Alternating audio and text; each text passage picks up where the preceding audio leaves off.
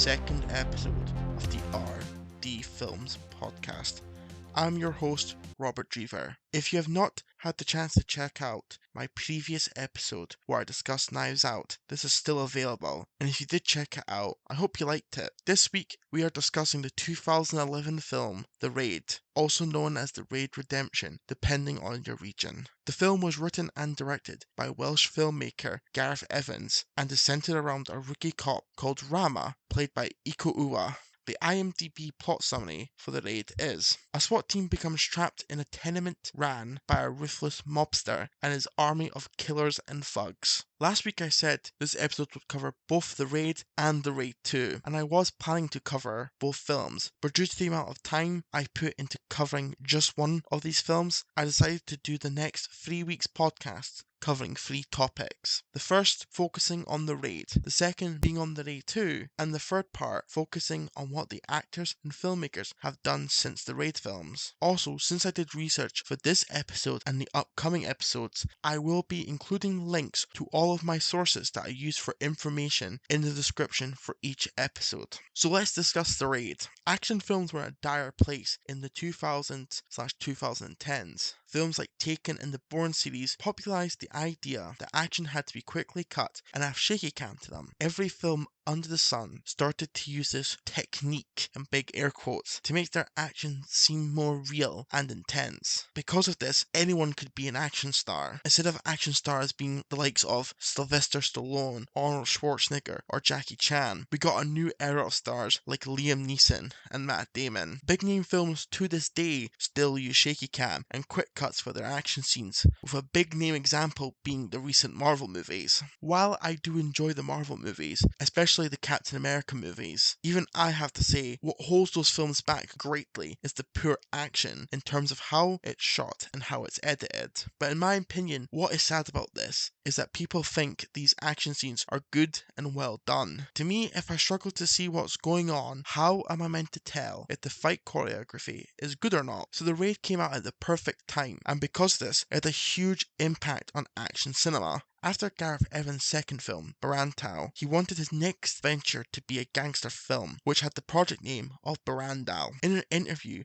Gareth talked about the fact he had already done 2/3 of the fight choreography for that film. This search for funding proved to be a bit difficult. He searched unsuccessfully for over a year. The film he wanted to make was just too large scale for his second Indonesian film. However, an investor told him if he could make a different film for a smaller budget, he could go off and make that film. This film would become The Raid, and the Barandal script was reworked and eventually would become what we know as The Raid 2. There's actually a teaser trailer for the original Barandal script on YouTube, and the similarity to the bathroom scene in The Raid 2 is very striking. I will include a link to both the teaser and the bathroom scene so you can see for yourself. There was a lot of preparation done for The Raid. In what is now typical for Gareth Evans, the fight scenes were all prevised. Previs, or pre-visualization, is the visualization of complex scenes in a movie before filming. When asked how similar the previs is to the final product,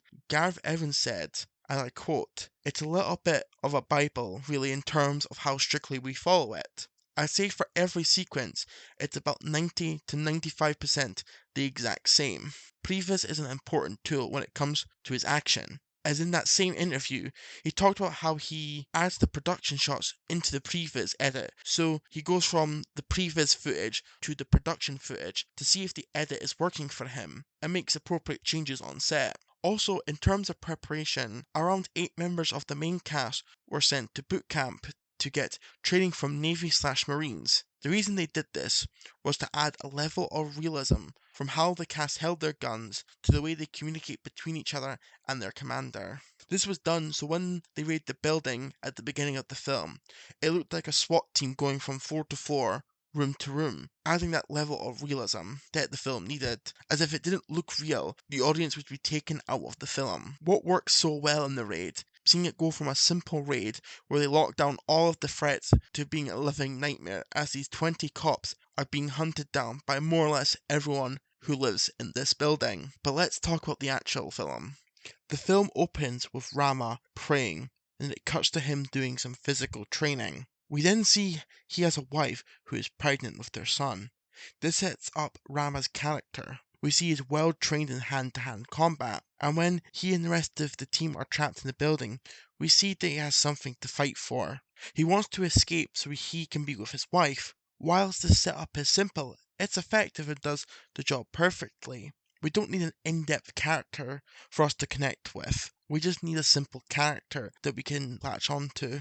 Famous film critic, the late great Roger Ebert, described this character development as a cheap fake-out. While I can understand where he is coming from, I disagree with his opinion. As to me, they don't bring up these things just to be dropped moments later, like they're not important. We see a couple times throughout the film that Rama is thinking about his wife when the mayhem has slowed down, and it also establishes that he can handle hand-to-hand combat. While yes, you can say that him being a member of a SWAT team, he should be good at hand-to-hand combat, but still, showing us this is better than just telling us this information. As the scene continues, we see Rama tell his father that he's going to bring him back. This sets up the fact that his brother Andy works for Tama, the drug lord who controls the building they are about to raid. I feel like before we move on to the rest of the film, it's important to talk about the main style of martial art used in both raid films. The martial art used is Pencak Silat,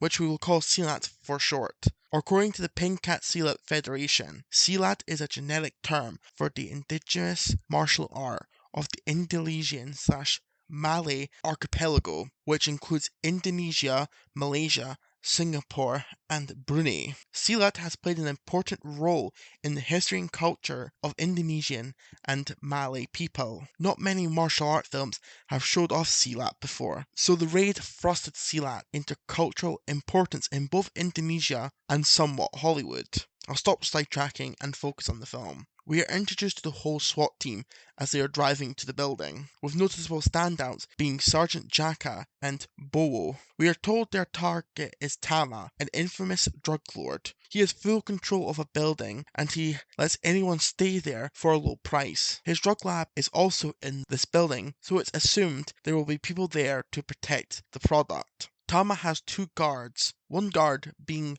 Mad Dog, who is the fists of the operation, and Andy, who is the brains of the operation. We cut to a scene where Tama is killing off 5 thugs. 4 he kills off with a pistol, and the other he kills with a hammer, as he runs out of bullets. But when he gets the hammer out of the drawer, you see a handful of bullets slide in the drawer, which he ignores. This highlights the sadistic nature of Tama. It's a short scene, but it is very effective.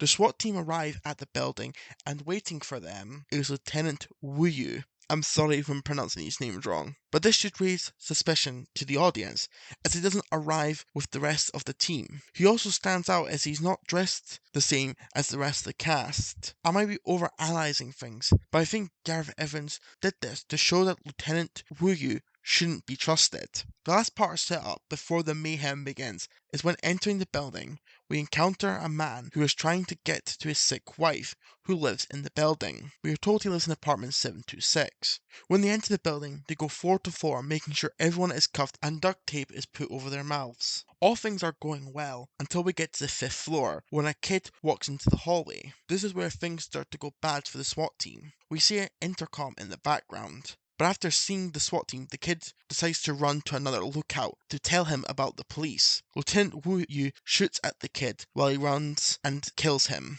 The SWAT team chase after the lookout, but it's too late. He presses the button for the intercom and shouts police. The soundtrack has this alarm sound note to it, so it tells the audience the building's alarm have been triggered, but without having an actual alarm sound. Speaking of the soundtrack is really well with the alarm sound that I mentioned before, and the part of the ending song is used many times in the film, and it's sort of becoming a key notes for the film. The soundtrack fits the film very well. Mike Shinoda and Joseph Trapanese did a great job, and yes, you heard me right. In his only composer credit for a film, Linkin Park's Mike Shinoda, who made songs like this. I watch how the moon sits in the sky on a dark night, shining with the light from the sun doesn't give. And this. A little bit of loneliness, a little bit of disregard, handful of complaints, but I can't help the fact that everyone. And we can't forget this. Yeah, here we go for the 100th time, hand grenade pins in every line, throw them up and let's For his only composer credit, he did a pretty good job on the soundtrack. But now the alarm has been tripped, and Tama knows they are in the building. So he locks the building down. He cuts the lights, and over the speaker system tells everyone in the building if anyone who lives in the building kills the SWAT officers, they can continue to live there free of charge. This is where the action begins, and it starts with one of the best scenes of tension ever produced to the silver screen. So the SWAT team are bunkered down, and they hear movement behind a door near them. A group of 4 or 5 SWAT teams are focused on the door. Then one of the SWAT members looks up to the floor above, sensing something wrong. We then see the camera move slowly up to the next floor, and as we get closer to the floor above, the darkness fades away, so that we can see 5 thugs pointing their guns at the floor below. Neither the SWAT team nor the thugs can see each other until one of the SWAT members fires his gun as he thinks that someone is opening the door. The light produced from the gunshot highlights the location of the SWAT team to the thugs, and then the thugs open fire. This scene is so well crafted, and it has a great use of slow motion when he fires the shotgun blast. The scene contains nail-biting tension, and it's a great starting point to the insane and incredible action to come. Now that the action has started, I'm going to focus on the action and other incredibly well done scenes, rather than going from plot point to plot point, as to be honest, there's not much of a story to this film. The first set of action scenes focus mainly on gun combat. This was a decision that makes logical sense, as why would they use their fists if they have guns?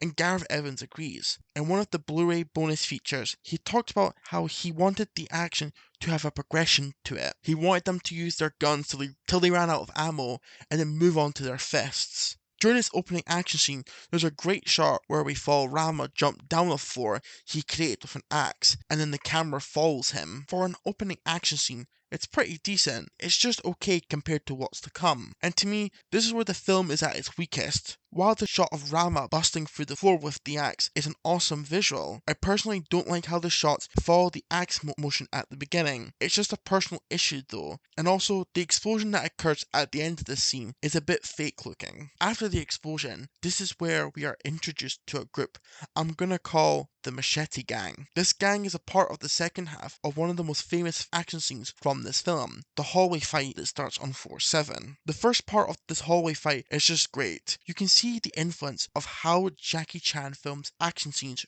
during this fight. Jackie Chan likes to shoot the action in a wide shot, but then maybe cut to a close-up or a medium shot to highlight an impact. A simple way to explain how they shoot action is they shoot for the edit, they don't find the edit in post. Gareth Evans does the same thing that Jackie Chan does, but brings his own unique style to it. There's a lot more movement in his shots and is likely to cut more.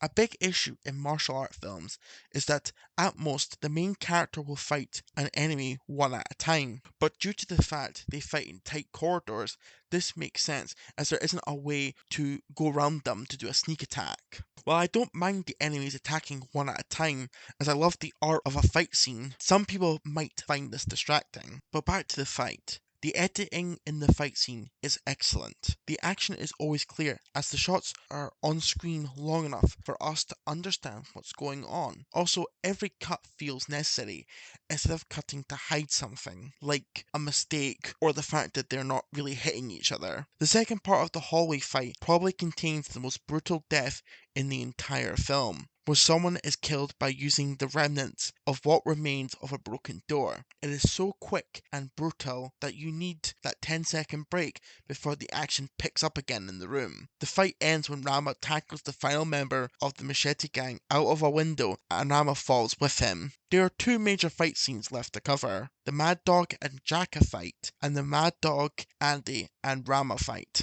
We are told earlier in the film that Mad Dog is described as being a maniac of feet and fists, so his fight with Jacka is the first time we see him in action. The Mad Dog Jacka fight takes place in one of the building's apartment rooms, and its use of the scenery in the choreography, like when Jacka throws Mad Dog into a wardrobe, is just awesome. This reminds me of a scene earlier in the film when the characters use the walls in the fight, as the area in which the scene is filmed is very cramped. It might sound silly, but I just love it in fight scenes when the characters hit the walls. It makes it feel like an actual fight instead of a well choreographed dance. The Jack and Mad Dog fight is just a tease for what's to come. The final 2-on-1 fight scene is the true standout fight from the raid. This is where Mad Dog shows his true potential and absolutely holds his own against Rama and Andy. This fight took 8 long days to shoot. In a Q&A for the raid, Gareth Evans said that the shortest day of shooting was 17 hours and the longest was about 26 to 27 hours. He did jokingly talk about how since there are no unions in Indonesia, they didn't have to worry about the hours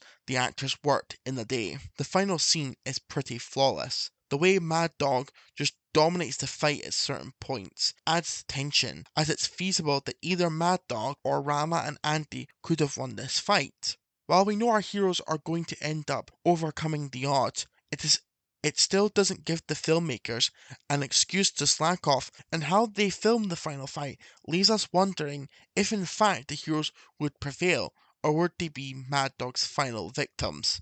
The way the fight ends with them stabbing Mad Dog in the neck with a broken fluorescent light tube is just so brutal and a satisfying conclusion to an incredible fight scene. The film ends with a couple of setups for the Raid 2. I'll discuss this more in my review next week. The film ends with a pretty decent song called Razors Out. The song is sung by the lead vocalist for the band Deftones.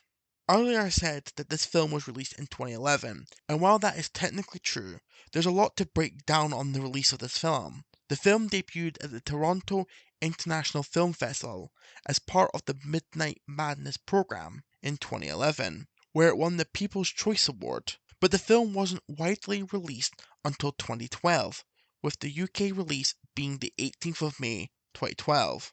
Due to the film being released in festivals worldwide, this affected the actual release date, and this resulted in the film being released just prior to a little sci-fi action flick called Dredd, which was a reinterpretation of the comic book character Judge Dredd. Following its release, it was compared to The Raid in reviews, and in 2012, the website Bloody Disgusting wrote an article comparing the two to see which one was better.